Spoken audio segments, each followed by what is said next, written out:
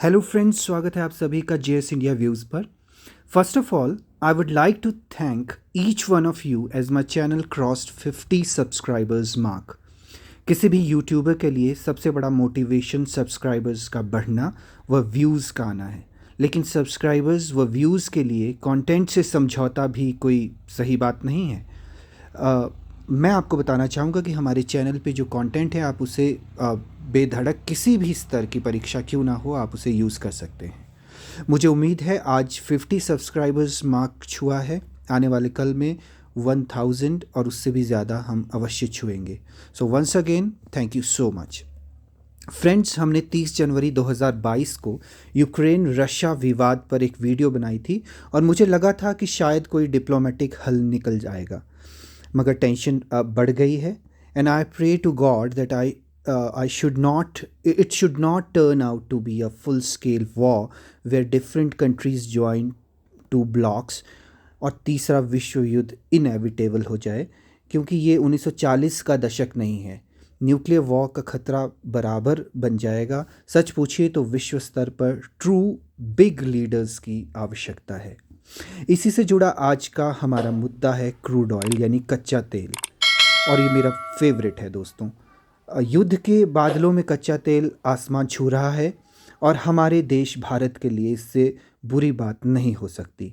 आप देख सकते हैं, मैं आपको ब्लूमबर्ग की साइट पर लाया हूँ।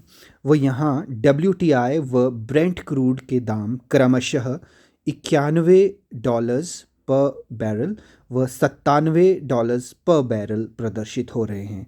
बैरल को BBL से ये दर्शाते हैं।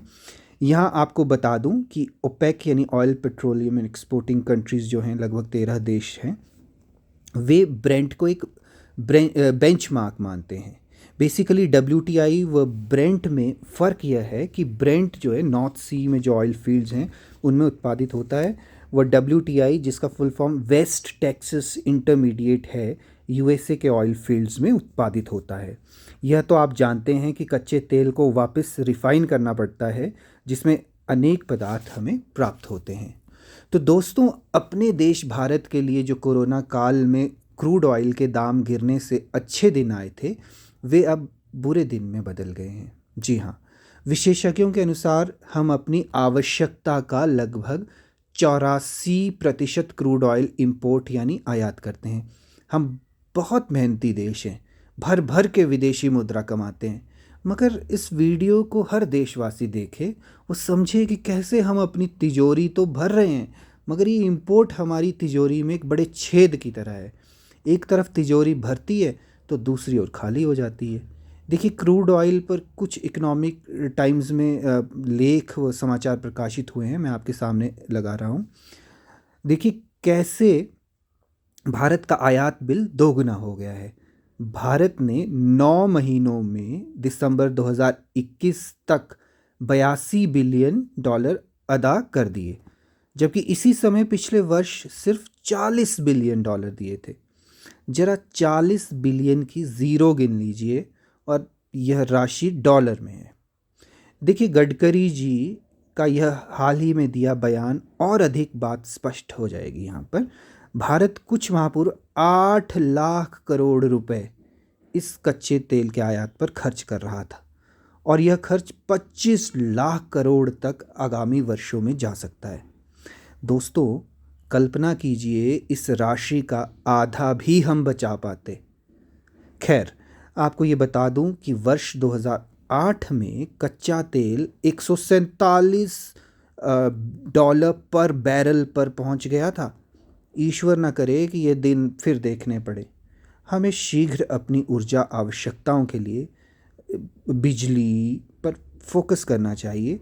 Solar power, hydro electric power व या अन्य तरीके जो बिजली उत्पादित करनी चाहिए हम लोगों को, और इलेक्ट्रिक वाहन, ट्रेन आदि पर काम करना चाहिए।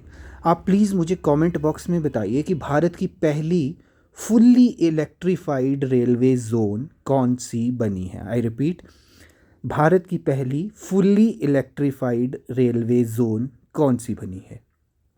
दोस्तों, हम अपनी कार में पेट्रोल डालते हैं, वह फिलिंग स्टेशन पर बिल पे करते हैं, तो कोई भैया देश पर हम एहसान नहीं करते।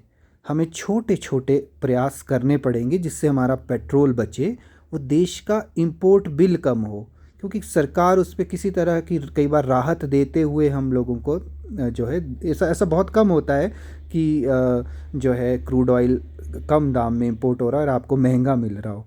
ठीक है, हमारे प्रयास से देश में 1 या 2 टैंकर भी प्रतिदिन अगर कम हो ना, तो भैया बड़ा लाभ पहुंचेगा।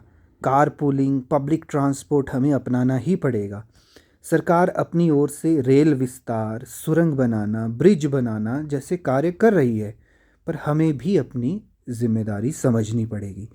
यहाँ आपको बता दूं कि वर्ष 2020 में कुछ समाचार निकल कर आए थे कि भारत बड़ी मात्रा में कच्चा तेल अमेरिका में संग्रहित करेगा।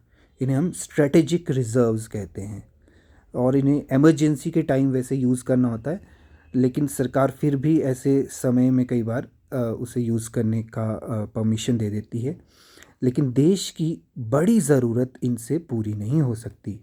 चलिए उम्मीद करते हैं कि शीघ्र रूस व यूक्रेन के बीच शांति होगी और जियोपॉलिटिकल परिस्थितियां कच्चे तेल को फिर नियंत्रण में लाएगी।